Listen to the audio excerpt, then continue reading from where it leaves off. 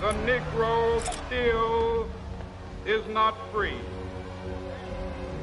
100 years later, the life of the Negro is still sadly crippled by the manacles of segregation and the chains of discrimination. 100 years later, the Negro lives on a lonely island of poverty in the midst of a vast ocean of material prosperity. 100 years later,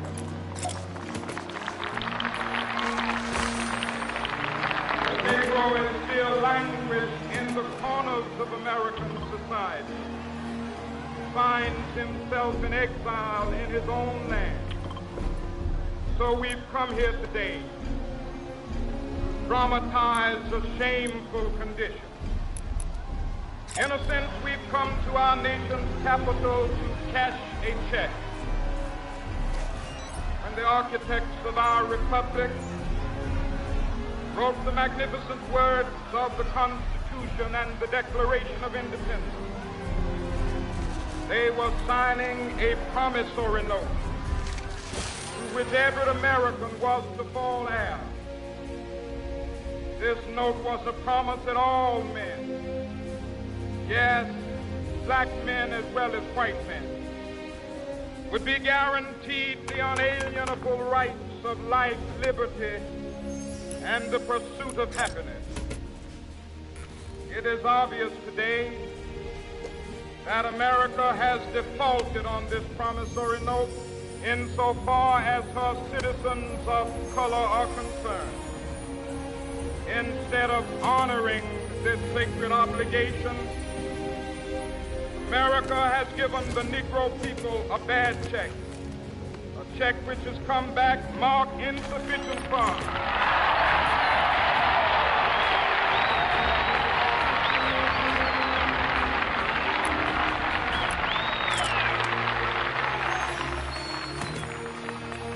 But we refuse to believe that the Bank of Justice is bankrupt. We refuse to believe that there are insufficient funds in the great vaults of opportunity of this nation. So we've come to cash this check, a check that will give us upon demand the riches of freedom and the security of justice.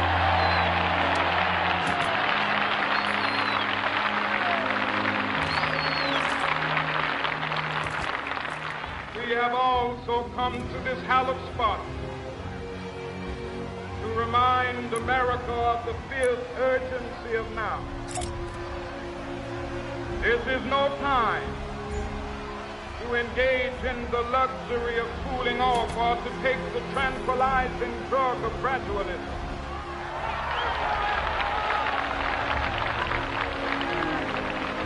Now is the time to make real the promises of democracy.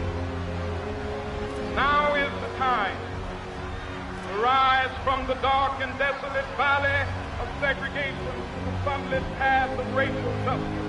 Now is the time to lift our nation from the quicksands of racial injustice to the solid rock of brotherhood. Now is the time to make justice a reality for all of God's children. It would be fatal for the nation to overlook the urgency of the moment. This sweltering summit of the Negro's legitimate discontent will not pass until there is an invigorating autumn of freedom and equality. 1963 is not an end, but a beginning. Those who hoped that the Negro needed to blow off steam and will now be content will have a rude awakening if the nation returns to business as usual.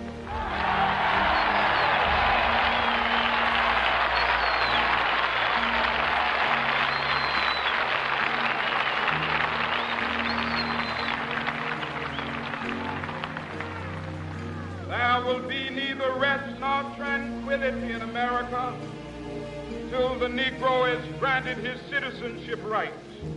The whirlwinds of revolt will continue to shake the foundations of our nation until the bright day of justice emerges. That is something that I must say to my people who stand on the warm threshold which leads into the palace of justice.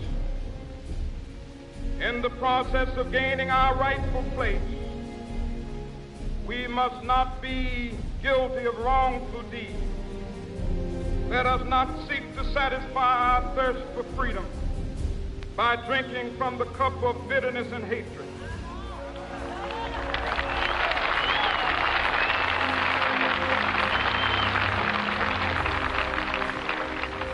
We must forever conduct our struggle on the high plane of dignity and discipline.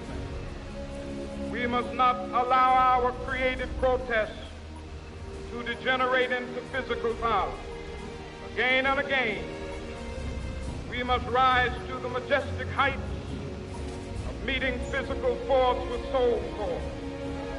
The marvelous new militancy which has engulfed the Negro community must not lead us to a distrust of all white people.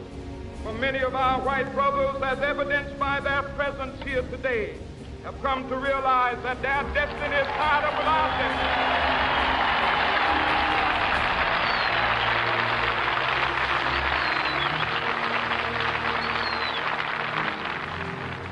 They have come to realize that their freedom is inextricably bound to our freedom. We cannot walk alone. As we walk, we must make the pledge that we shall always march ahead. We cannot turn back. There are those who are asking the devotees of civil rights, when will you be satisfied? We can never be satisfied as long as the Negro is the victim of the unspeakable horrors of police brutality. We can never be satisfied as long as our body is heavy with the fatigue of travel, cannot gain lodging in the motels of the highways and the hotels of the city.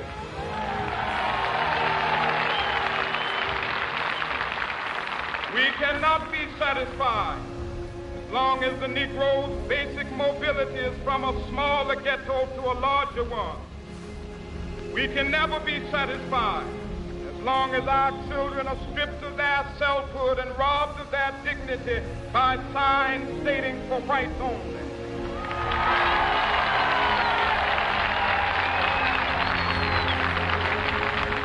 We cannot be satisfied as long as a Negro in Mississippi cannot vote and a Negro in New York believes he has nothing for which to vote.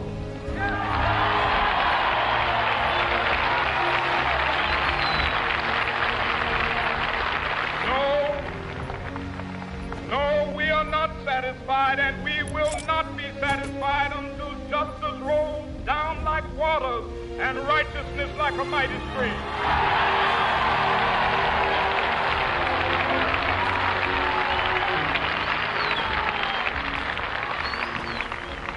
I am not unmindful that some of you have come here out of great trials and tribulations. Some of you have come fresh from narrow jail cells. Some of you have come from areas where your quest for freedom left you battered by the storms of persecution, staggered by the winds of police brutality. You have been the veterans of creative suffering. Continue to work with the faith that unearned suffering is redemptive. Go back to Mississippi. Go back to Alabama. Go back to South Carolina. Go back to Georgia. Go back to Louisiana. Go back to the slums and ghettos of our northern cities, knowing that somehow this situation can and will be changed. Let us not wallow in the valley of despair.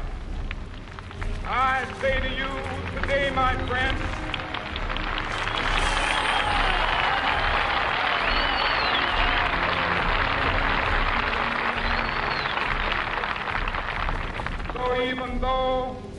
face the difficulties of today and tomorrow, I still have a dream.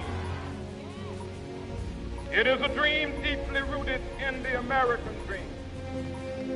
I have a dream that one day this nation will rise up, live out the true meaning of its creed. We hold these truths to be self-evident, that all men are created equal.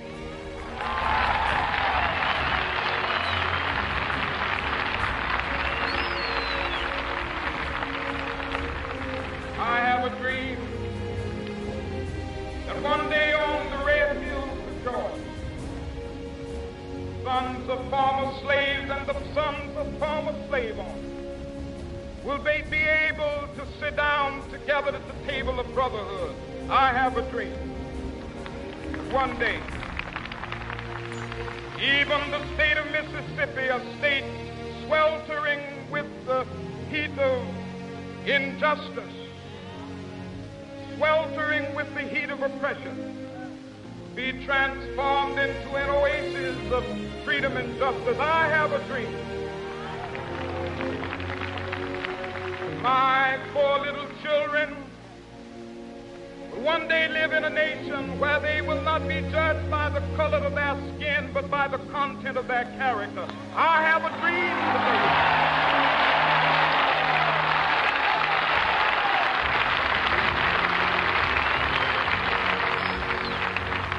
I have a dream that one day down in Alabama, with its vicious racists, with its governor having his lips dripping with the words of interposition and nullification, one day right there in Alabama, little black boys and black girls will be able to join hands with little white boys and white girls as sisters and brothers. I have a dream today.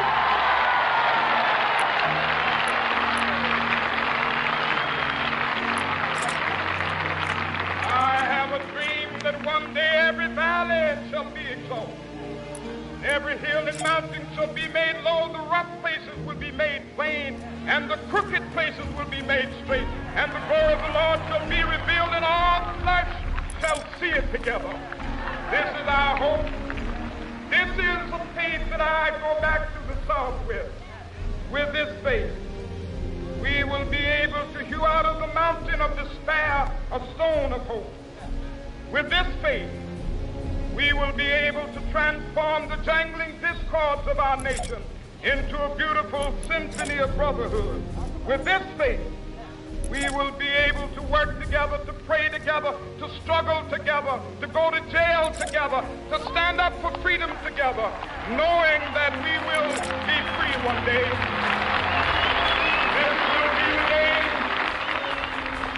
This will be the day when all of God's children be able to sing with new meaning, my country, tears of thee. Sweet land of liberty of thee I sing. Land where my fathers died, land of the pilgrim's pride. From every mountainside, let freedom ring. And if America is to be a great nation, this must become true. So let freedom ring. From the prodigious hilltops of New Hampshire, let freedom ring. From the mighty mountains of New York, let freedom ring. From the heightening Alleghenies of Pennsylvania, let freedom ring. From the snow-capped Rockies of Colorado, let freedom ring. From the curvaceous slopes of California. But not only that, let freedom ring from Stone Mountain of Georgia. Let freedom ring from Lookout Mountain of Tennessee. Let freedom ring from every hill and molehill of Mississippi, from every mountainside. Let freedom ring, and when it happens, when we allow freedom ring, when we let it ring from every village and every hamlet, from every state and every city, we will be able to speed up that day when all of God's children, black men and white men, Jews and Gentiles, Protestants and Catholics, will be able to join hands and singing the words of the old Negro spiritual. Free at last, thank God Almighty, we